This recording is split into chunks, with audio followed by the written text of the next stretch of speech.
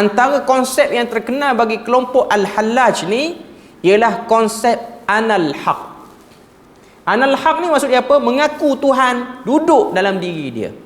Sebab tu kata-kata yang dinisbahkan kepada Al-Hallaj ni, bila mana orang kata dia ni tak betul, bila mana dia kata tidak ada dalam jubah aku ni melainkan Tuhan. Ma fi jubbati illallah. Dan kalau kita tengok, dia punya idea ni dibawa juga oleh kumpulan-kumpulan tasawuf yang melampau sampailah kepada tanah Melayu kita ni. Termasuklah yang terkenal ialah di tanah Jawa. Tuan-tuan mungkin pernah baca satu kisah, satu orang dia dianggap sebagai orang keramat wali lah di sisi orang-orang Jawa ni. Nama dia Syekh Siti Jenar. Dia mempunyai persamaan dengan Al-Hallaj ni sebab dia pun mengaku Anal Haq. Orang nampak dia hebat lah sebab dia boleh terbang sana kemari apa semua ni. Ini antara benda-benda yang pelik yang ada pada diri dia. Okay. Dan telah mengeluarkan kata-kata yang boleh ditafsirkan dengan makna baik dan buruk. Kadang-kadang seperti Mu'tazilah, kadang-kadang seperti Syiah, kadang-kadang seperti Ahlus Sunnah. Al-Hallaj ni dia bercakap, di zaman Khalifah Al-Muqtadar Al-Abbasi, dia mengucapkan kalimah-kalimah yang mendakwa bahawa Tuhan meresap ke dalam dirinya, dan kadang-kadang memakai pakaian ulama berserban besar, lalu mengemukakan pendapat-pendapat yang bercanggah dengan hukum syariat. Dia tu sendiri bawa cara pemakaian dia tu macam ulama. Okay. Antara pengakuan dia kata, mengharuskan haji ke tempat lain selain daripada Mekah, asalkan dapat membina bangunan 4 segi rumahnya atau bilik yang tidak kena najis dan bertawaf mengelilinginya di musim haji. Tak syarat pergi buat di Mekah, boleh buat di mana-mana tempat. Yang mana tempat tu ada bangunan 4 segi, boleh buat, tak ada masalah. Maknanya mikak lah kat mana kamu nak mikak pun, niatlah ihram di mana pun, kamu pun buat. Memberi makan 30 orang anak yatim dan memberi pakaian kepada mereka dengan menganggap perkara-perkara tersebut telah menepati ibadah haji. Cukup yang tu je. Ini yang Al-Hallaj buat. Yang kedua, mengharuskan berbuka puasa di bulan Ramadan kepada orang yang berpuasa selama 3 hari 3 malam. Tak perlu ganti, boleh buka puasa. Ini yang ada dalam ajaran dan fatwa dia. Yang ketiga, mengharuskan meninggal sembahyang bagi orang yang telah sembahyang 2 rakaat daripada awal malam sehingga akhirnya. Orang yang dah bangun malam tahajud, tak perlu sembahyang dah esok tu, cukup tahajud tu je. Okay. Yang keempat, mengeluarkan cakap-cakap yang mengelirukan, antaranya ialah Anal Haq. Walaupun di sisi ahli tasawuf, orang-orang yang duduk dalam kesufian ni, dia akan sebut ini ialah syatahat. Syatahat ni dalam bahasa kita panggil latah yang menunjukkan dia tu bukan di dalam keadaan waras. Dia tersebut perkataan tu waktu dia sedang fana. Ini istilah-istilah orang sufi lah. Waktu dia sedang sibuk mengingati Tuhan. Sesiapa yang ditarbiah dirinya dengan mengerjakan taat dan bersabar di atas kelazatan dan nafsu, nescaya meningkat sehingga mencapai maqam muqarrabin, sehingga meninggi dan terbersih daripada sifat manusia. Ini yang Hallaj. Hallaj ni yang paling power sekali, dia punya sesat dan pekat dia punya penyelewengan dia. Apabila tidak ada lagi sifat itu, maka termasuk di dalamnya ruh Tuhan. Bila mana dah bersih yang ni, masuklah dalam diri dia ruh Tuhan. Sebab tu bagi kelompok-kelompok ni, dia ada ritual menguburkan diri sebelum mati.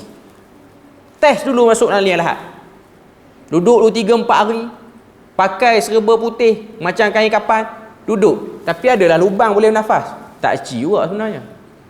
Dah nak mati tu biar mati betul. Okay. Tapi dia buat dulu latihan. Okay. Tuan-tuan boleh tengok benda ni telah difilmkan, filem Indonesia. Tuan-tuan tengok 9 wali ke apa, dia bawa semua konsep-konsep Al-Hallaj tu dalam filem tu. Filem tu lama dah. Tuan-tuan boleh tengok dalam YouTube, dah ada orang yang HD kan filem tu. Filem tu sama-sama dulu, filem-filem lama, filem-filem yang gambar tak apa elok, tapi dah ada yang HD kan. Tapi filem tu dia macam nak gambarkan benda tu okey, tak ada masalah, okey-okey saja, tapi sebenarnya penuh dengan penyelewengan. Idea-idea tu datang daripada Al-Hallaj ni. Okay. Apabila tidak ada lagi sifat itu, maka termasuk dalamnya ruh Tuhan yang pernah masuk ke dalam Nabi Isa AS. Sebab tu dia ambil konsep logos. ataupun dia panggil Nur Muhammad. Nanti tuan-tuan tunggu, di Perlis ni akan ada satu seminar berkenaan dengan Nur Muhammad. Sebab di negara kita ni ada kelompok yang bela Nur Muhammad, ada kelompok yang mengatakan Nur Muhammad itu sebuah kebatilan.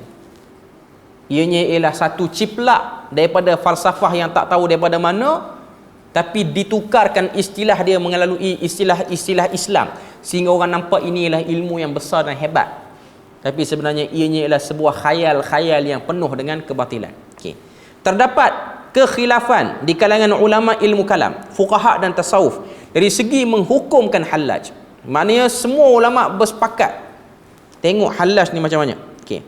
Ada yang mengkafirkan, iaitu pendapat kebanyakan ulama ilmu kalam dan sebahagian pada fuqaha dan ulama tasawuf, kerana ajarannya termasuk di dalam akidah hululiyah, dan ada yang menafsirkan ucapannya dengan takwil.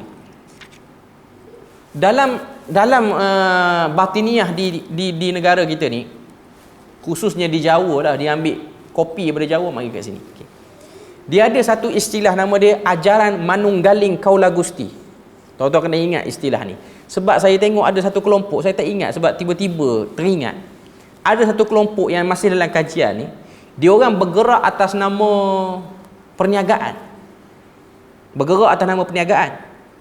Dan dia orang ni ada training penduduk lautan apa semua. Okey. Antara yang diajar ialah konsep ilmu Manunggaling Kaula Gusti ataupun konsep ilmu Anal Haq ni. Cuma saya tak ingat apa nama kelompok tu. Cuma kelompok tu taklah digazetkan sebagai sesat lagi. Masih lagi dalam kajian. Cuma memang pengikut dia tu dah mengaku memang bawa ajaran Manunggaling Kaula Gusti. Bahkan mengaku keturunan Wali Songo apa-apalah. Dan dia ada beberapa tempat. Belah utara ni di Penang. Dia ada macam satu syarikat dia lah. Syarikat perniagaan apa saya tak pasti. Cuma nak katanya kelompok yang promote benda ni ada. Duk ada dekat. Tapi dia bawa atas nama konsep franchise. Tak bawa atas nama penceramah agama ke, tak bawa. Atas nama korporat, bisnes. Macam itulah. Okay. Kemudian dia kata, walau bagaimanapun pihak pemerintah Abbasiyah mengambil tindakan membunuh Hallaj kerana pegangan dan ucapannya yang sangat mengelirukan. Tetapi terdapat di kalangan pengikutnya yang mendakwa bahawa Hallaj tidak mati. Yang dibunuh ialah orang yang menyerupainya. Adapun orang ramai berbelah bahagi. Ada yang mengkafirkannya dan ada yang memujanya kerana kekhilafannya. Kerana kekhilafan ulama menafsirkan ucapan Hallaj yang mengelirukan itu. Maknanya ada dua kelompok. Kelompok yang mengangkat dan kelompok yang mengkafirkan. Yang membahayakan ialah fahaman dan aliran pemikiran Al-Hallaj telah meresap ke dalam beberapa buku tasawuf. Dan membahayakan orang yang mengkaji tanpa tahqiq secara mendalam dan teliti. Dan tidak ada ilmu berkenaan akidah dan juga syariat. Okay, jadi nak sebut pada kita bahawasanya itulah yang ada dalam kelompok Hallaj ni. Sedang elok kita bagi azan dulu. Alhamdulillah kita dah selesai tadi perbahasan tentang Al-Hallajiyah. Kesemuanya ni adalah daripada kelompok Al-Hululiyah. Okay, cuma saya nak sebut sekali sebagai kata apa kesimpulan akhir. Kelompok-kelompok ini masih lagi belum hilang. Kita jangan rasa tak ada lah kot, Hallaj ni dah selesai. Tak. Idea-idea sesat akan selamanya dibawa. Cuma nama saja akan ditukar. Sama ada Qadariyah ke, Murji'ah ke, Mu'tazilah ke, Khawarij ke, apa-apa saja. Semuanya masih lagi wujud sampai sekarang dengan nama yang berbeza.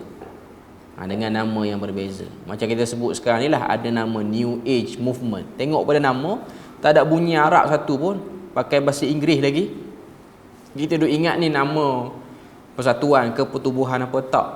Ini ialah bahagian-bahagian daripada ancaman-ancaman moden menggunakan intipati ajaran-ajaran sesat yang lama, idea-idea lama, cuma disaluti dengan kemodenan.